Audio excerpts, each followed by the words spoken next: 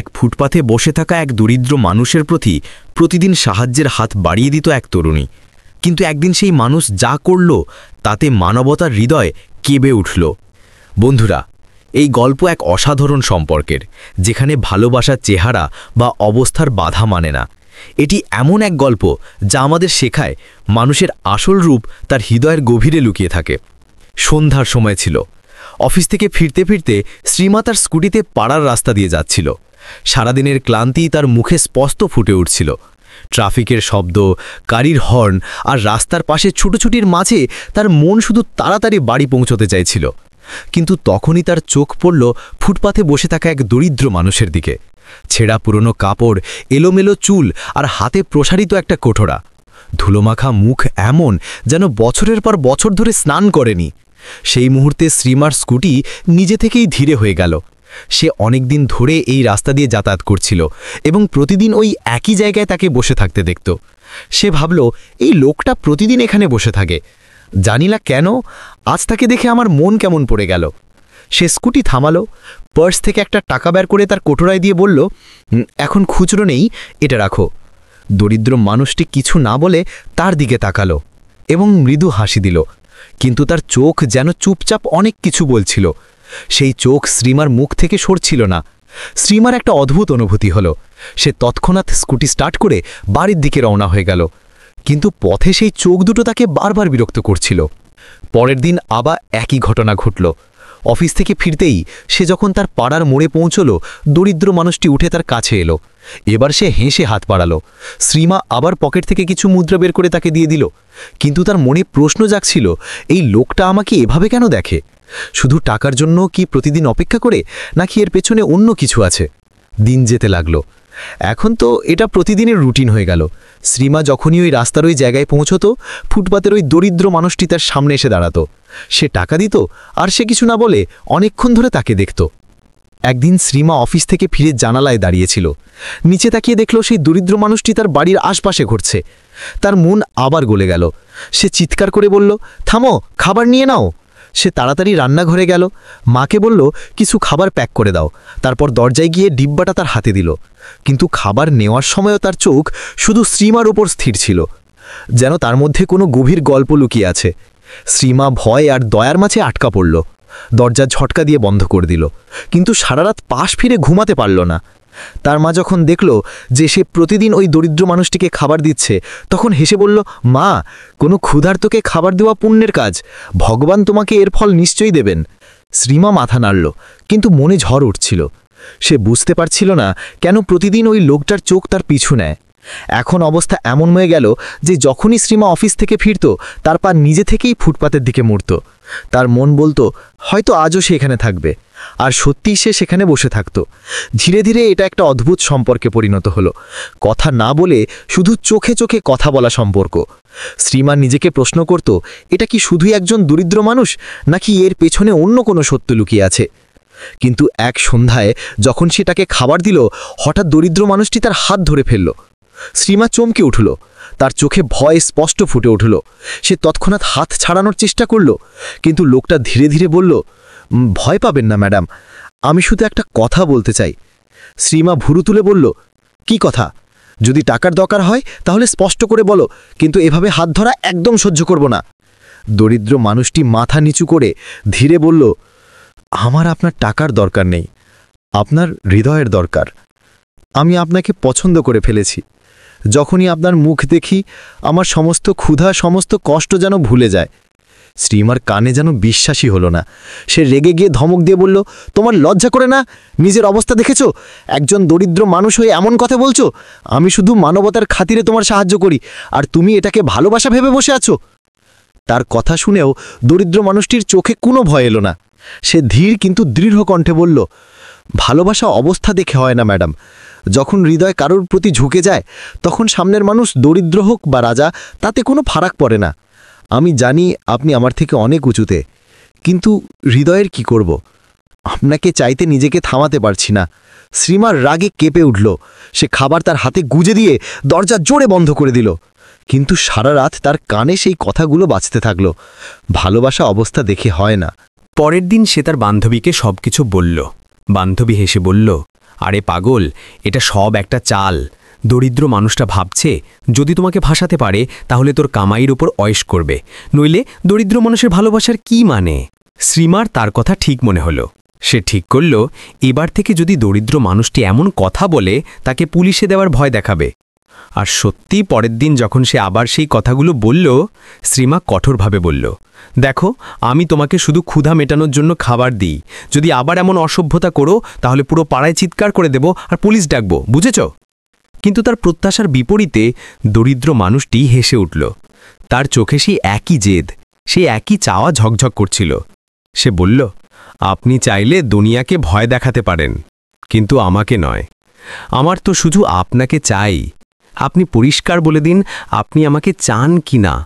শ্রীমা ঠান্ডা নিঃশ্বাস ফেলে বলল, তোমার সাহস অনেক, কিন্তু জেনে রাখো আমি তোমার ফাঁদে পড়ব না। তুমি ভাবছো আমি তোমার ভালোবাসার নামে আমার কামাই তোমার হাতে তুলে দেব, কিন্তু আমি সব জানি। এটা শুনতেই দরিদ্র মানুষটির মুখের ভাব বদলে গেল। সে ডিব্বা ফেরত দিয়ে বলল, যদি আপনি এটাই ভাবেন তাহলে ঠিক আছে, আমার এখন আপনার টাকা বা খাবারের কোনো দরকার নেই। তবে এটা জেনে রাখুন আমার হৃদয়ে আপনার জন্য যা আছে তা সত্যি।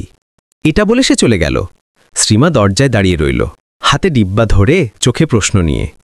যদি সে আমাকে শুধু ধোঁকা দিতে চাইতো তাহলে খাবার ফেরত দিল কেন? তাহলে কেন ভয় না পেয়ে আমার চোখে চোখ রেখে সত্যি কথা বলল? অনেক দিন ধরে সেই দরিদ্র মানুষটি তার দরজায় আর এলো না।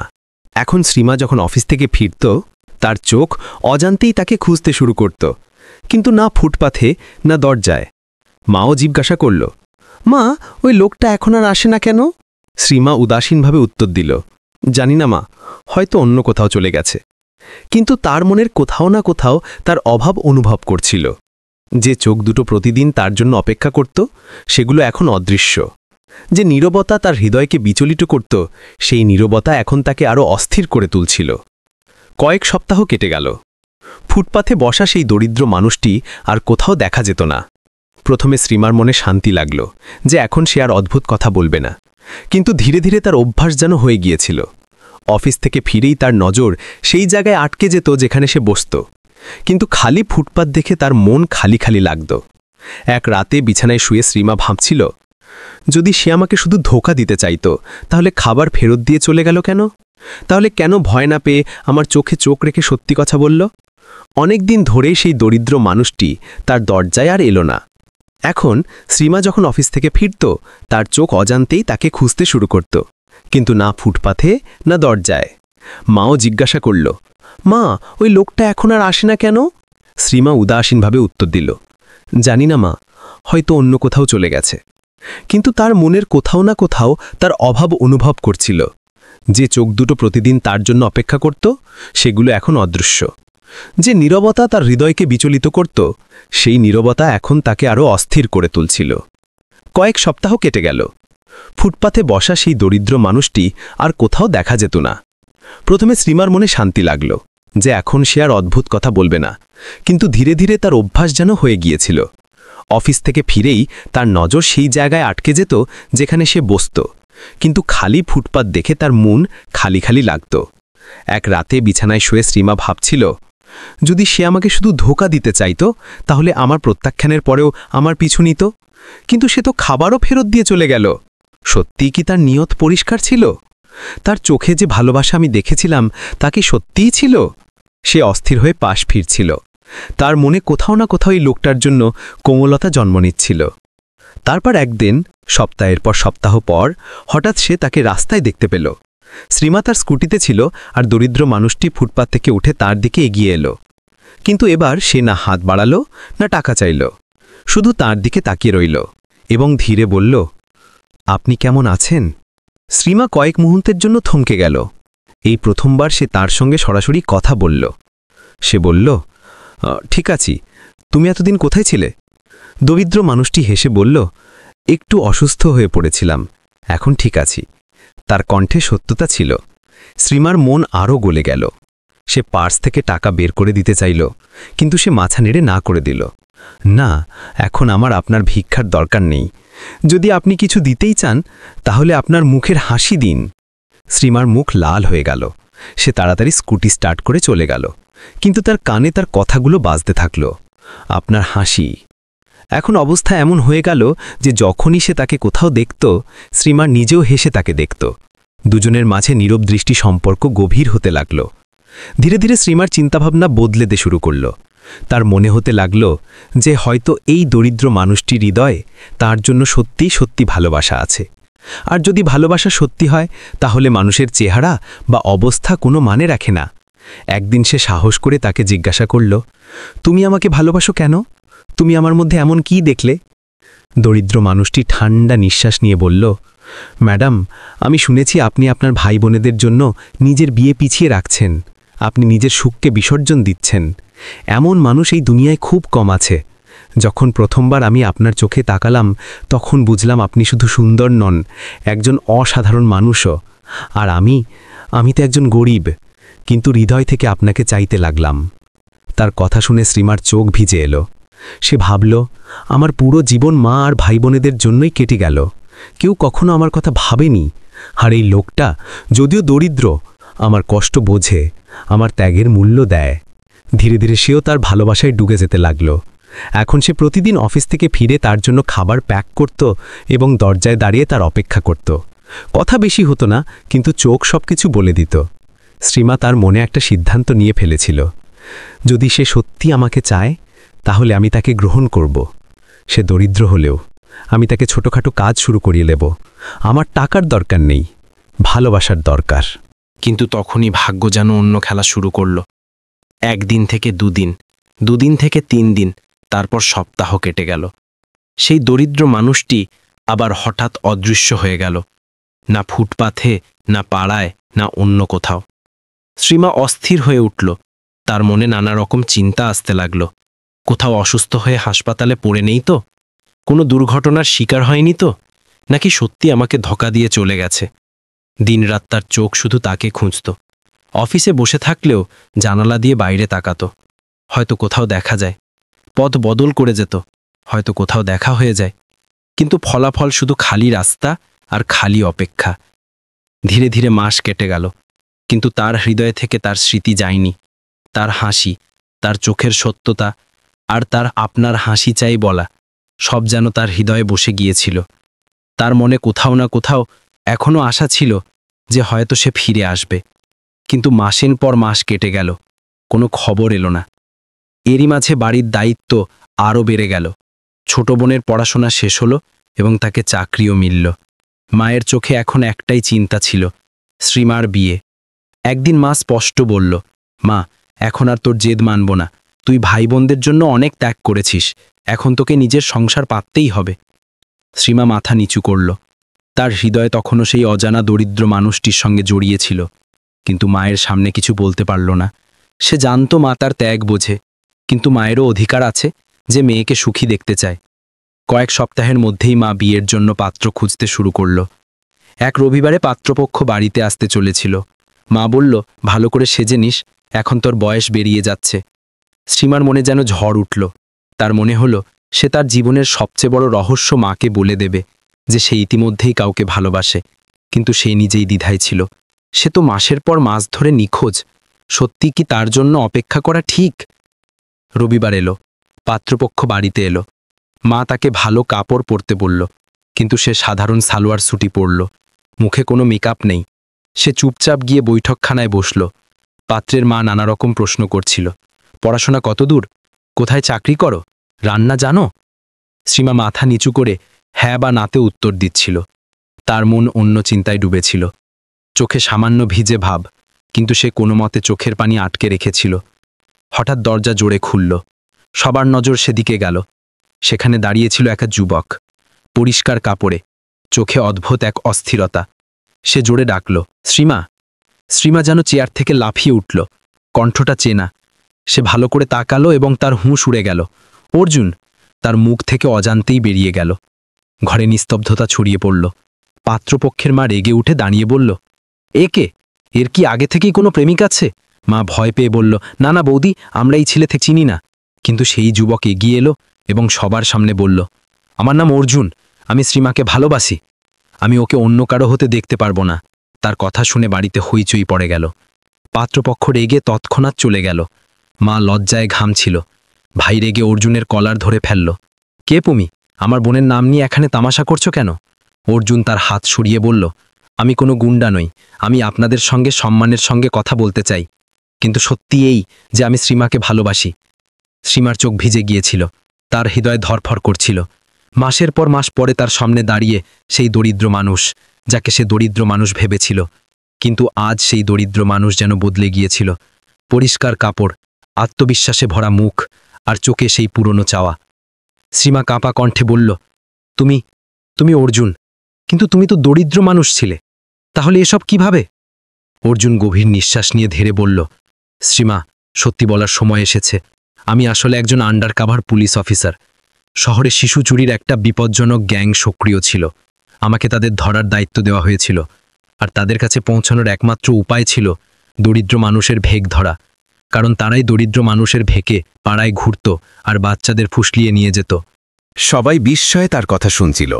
অর্জুন আরও বলল, অনেক মাস ধরে আমি তাদের মতো ফুটপাতে বসেছি, গলিতে ভিক্ষা করেছি। তোমার পাড়ার কাছেই তারা লুকিয়ে থাকত। তখনই আমার সঙ্গে তোমার দেখা হয়েছিল। প্রথমে ভেবেছিলাম তুমিও আমাকে দেখে মুখ ফিরিয়ে নিবে, কিন্তু যখন তুমি আমাকে টাকা দিলে, খাবার দিলে, সেদিন প্রথমবার আমার মনে হলো মানবতা এখনও জীবিত। আর সত্যি বলতে, সেদিনই আমি তোমাকে আমার হৃদয়ে জায়গা দিয়েছিলাম। শ্রীমার চোখ আরও ভিজে গেল। অর্জুন বলতে থাকল, কিন্তু মিশনটা সহজ ছিল না। যখন আমরা সেই গ্যাংকে ধরার চেষ্টা করলাম, তখন তারা আমার উপর হামলা করল। আমার পায়ে গুলি লেগেছিল, এবং মাসের পর মাস আমি হাসপাতালে পড়েছিলাম। শরীর এত খারাপ ছিল যে নিজে উঠে বসাও কঠিন ছিল। আমার কাছে তোমার কোনো মোবাইল নম্বর ছিল না, তাই আমি তোমাকে কিছু জানাতেও পারিনি। কিন্তু বিশ্বাস করো শ্রীমা, প্রতিদিন প্রতি রাত আমি তোমাকে মনে করেছি।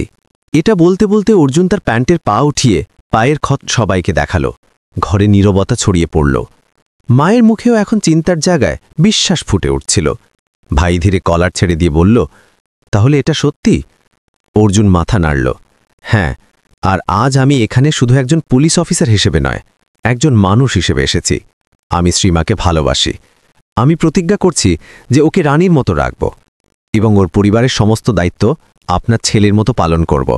মায়ের চোখ থেকে অশ্রু পড়তে লাগল। তিনি শ্রীমার দিকে তাকিয়ে জিজ্ঞাসা করলেন, মা, তুইও কি ওকে চাস? শ্রীমা কাঁদতে কাঁদতে বলল, হ্যাঁ মা, আমি ওকে হৃদয় থেকে চাই। আমি ওকে দরিদ্র মানুষ ভেবেও মেনে নিয়েছিলাম। এখন যখন ও তার আসল পরিচয় জানিয়েছে, তখন আমি কিভাবে ওকে প্রত্যাখ্যান করব? মা অর্জুনের দিকে তাকালেন।